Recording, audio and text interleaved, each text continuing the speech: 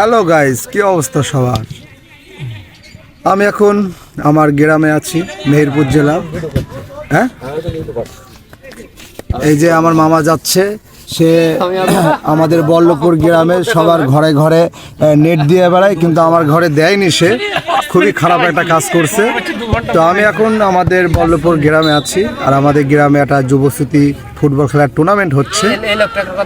কোন লোকটার কথা? না, আমার লিখন ভাই ভালো মানুষ, তোমার মতো খারাপ মানুষ লোক না। তুমি খারাপ মানুষ না বাবা, আমি কথা বলি, আমার আছে। হ্যাঁ, বাড়িতে আছে। আমি তো হঠাৎ করে এখন ভিডিওটা করে যা, ওখানে কি রেকর্ড করবে, রেকর্ড করে এটার সাথে না সমস্যা নেই, এডিটিং এ নয়েজ বাদ দিয়ে দেবো, আশা করি ভালো আসবে। গাইস, কি ভালো মতো আমার ভয়েসটা আসছে কিনা একটু কমেন্টসে জানাবেন। আর এই যে আমাদের সেই খেলা হচ্ছে, যুবস্মৃতি খেলা। ঠাকুরকে দেখাই। আর এই যে কালকে আমার ভাই সাগরের সাথে আমাদের খেলা, আমরা জিতবো। আমরা 3-3-3-9 পয়েন্টে ফাইনাল খেলবো ইনশাল্লাহ।